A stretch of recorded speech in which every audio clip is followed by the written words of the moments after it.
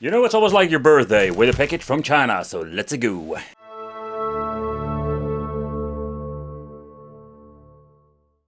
Okay, so there are actually two different ways how you can power this thing on. So the first thing is like using a jumper, which you can see over here with the old school hard drives. Yeah, if you're going to be enable this, it's just going to be like connecting two pins and will automatically boot up when you're going to be powering this thing on. So I'm plugging it in. You can just hear the fan itself. It's not super loud, so there's nothing wrong with that. Another thing you can do is like remove the jumper and put in an on and off switch. That's another way you can basically search. If you're going to be searching for, let's say, Pandora's box switch, mostly you can just find this cable. Nothing very special about that. And the next thing we need to do is plugging in the HDMI. Where is the HDMI cable? It's over here.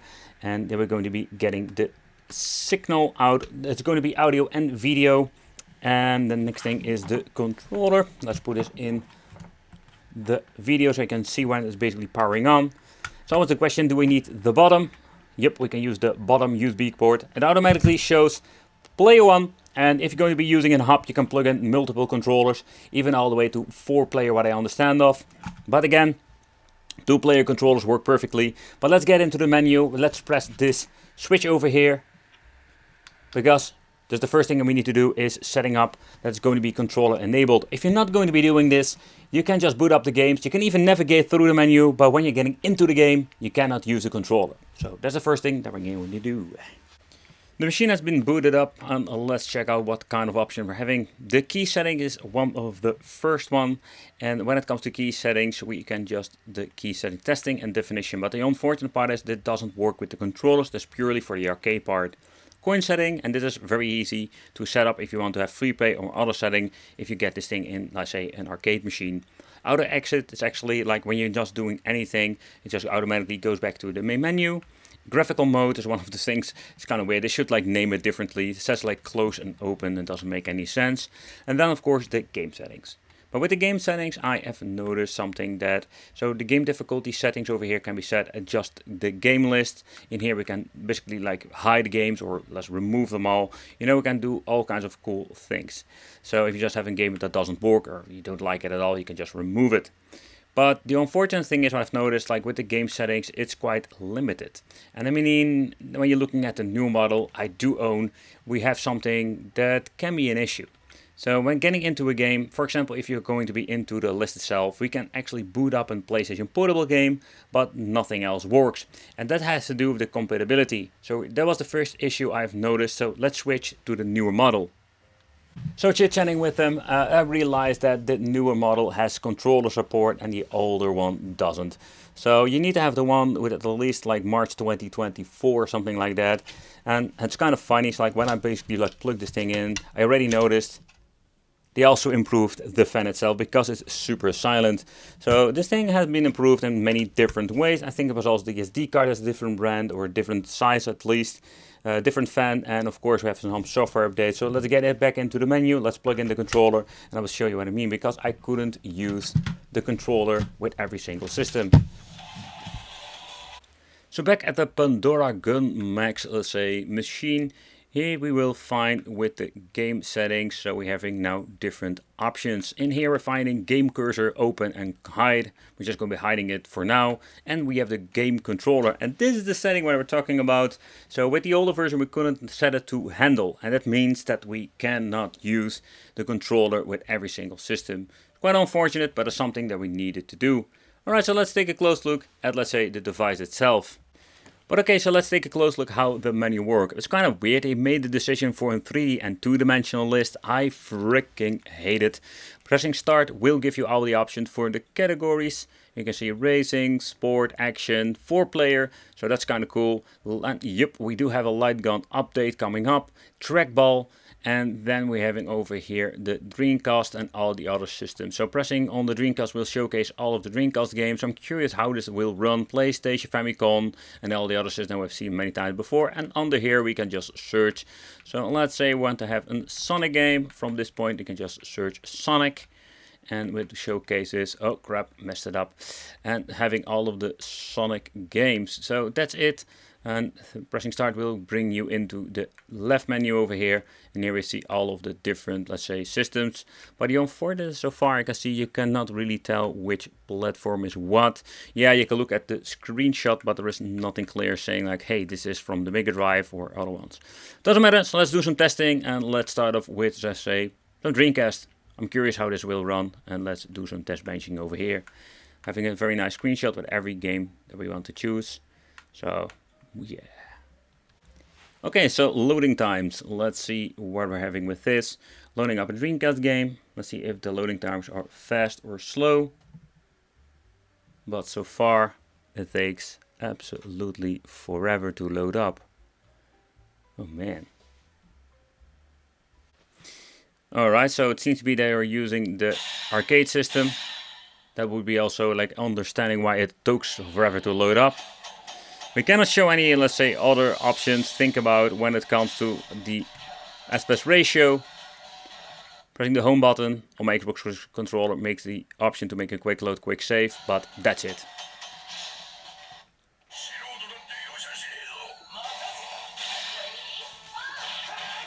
Overall performance seems to be working just fine. It runs on native resolution. That's mostly with these Pandora's boxes. What I do know, some of the, let's say, bar tops where they're using this in has like a 4:3 aspect ratio, like a screen in the inside, so that then this game will look so much better.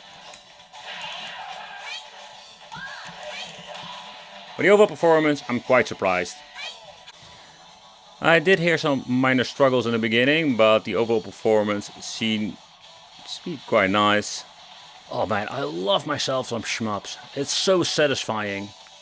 Okay, that's kind of cool. So I'm pressing the buttons at a single time. We're getting different, like say, power. While holding it, we're getting rapid fire. You know, you find the most awesome games now, man. Can I grab that? Oh yeah, I can grab that. Oh yeah, power up. Woohoo! Man, this game is cool. Another system that always have problems with these like Pandora's boxes is N64. So let's check out how this will work out. D-pad doesn't do anything, and the same goes for the analog stick. So when it comes to playing this with a joystick configuration, that is not possible at all. So they completely messed it up when it comes to that. But so far I can see the emulation performance is not bad at all. So yeah, it's kind of weird. I'm guessing this is one of those things they need to reconfigure. Hoping with an update they can fix that. So one other thing I also noticed, and that has to do with different emulators that where these games were playing on, is that it is quite annoying that we do have the problem when it comes to some, let's say, game sound. The sound is so low, you know, it's absolutely freaking annoying.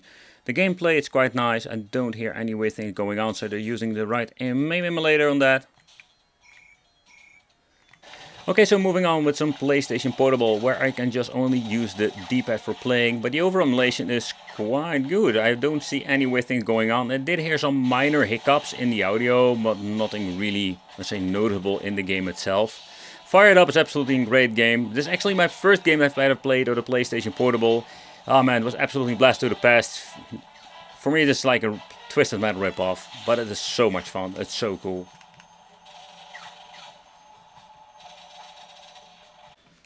I just wanted to see what happens. We're going to be using a 3-dimensional game. It's going to be native resolution, no problem whatsoever. So PlayStation 1 seems to be working just fine on this.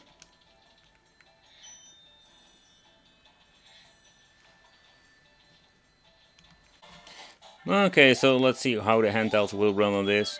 Okay, no audio delay or any weird things going on. So far so good. All the sound effects are here. Let's move on. I do see some weird glitches at the right part.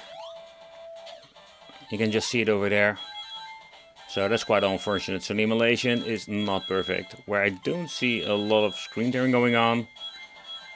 It's kind of strange. When getting a power up, you can just see that I have this weird like glitch going on. Alright, so let's do a quick teardown of both of the boxes, the 2023 and 2024 model. So like I mentioned before, that the 2023 doesn't support controllers, or it does support it, but only PlayStation Portable. Such a weird thing, but they absolutely improve it with the new version. So when you're getting one of those, you need to get the latest version, the 2024 edition. But let's rip it apart and let's do some comparisons. Okay, so let's remove the top part over here. And they didn't implement the antenna because some of them had the antenna, let's say, stuck to there. So the overall quality of the board is so much different than we have seen before. I mean, in the way how everything looks and also the component. We have different kind of capacitors over here. One of the cool things is that this thing does have like a lot of capabilities that I've never seen before. To begin with, have over here an extra, let's say, connector that I think this is actually the first main board of Pandora's box ever. All of those I've reviewed that actually have this, and you can just see the 2 pins for the voltage for the fan. I'm guessing this one is for the speaker if you want to use this thing in an arcade machine or two-player one. And there's even more pins, so I have no idea where they are for. But maybe when we're getting something different, of an, let's say, a plug-and-play solution, maybe we can just check it out where some of the pins are used for. Okay, so when it comes to the thermal paste, also here they did a great job of, let's say, adding thermal paste to all kinds of components. The only weird thing is that they used multiple layers of them. Okay, that's kind of interesting. Okay, so the chip itself is the Rockchip 3288T. So that is a chip you don't see very often on Pandora's boxes. Maybe in the later models, but not on the older ones. So the overall construction itself, well, it's not bad at all. Now let's flip the other one, because I want to see what they improved. Okay, so when it comes to the, let's say, the looks of the fan, it seems to be, it's just exactly the same one, even the same brand, only this one stage 12 volt. So there was nothing different on here. And yeah, also the capacitors, everything, connections, only they removed this particular one. That was for a ribbon cable, where I have no idea where it's for. We have on top the connector we didn't talk about, and this, so far I understand, this is where you're going to be plug this thing into, like in Pandora's box portable, or like a device I've reviewed here on the channel. So configuration wise, it seems to be the same situation. Let's remove the pin. And that's one of the cool things, you can always upgrade, replace the fan if this thing gets broken. Okay, so let's see if they also implemented the stacking of different, no, they didn't stack it up this time. Okay, that's interesting. Okay, let's be very gentle, but there isn't different quality of thermal paste. Oh man, there's that thermal pad stuff that, oh boy, that I need to be very careful with, otherwise I'm going to be completely destroying this. I can be wrong, but it's kind of weird that they're using like thermal pad with double-sided tape. It looks like they just forgot to remove the double-sided tape or the plastic. But that is, of course, maybe that I have this completely wrong. Also here we're having the Rockchip 3288C over there. So this is actually differences between them. So they also changed out the chip with the newer version.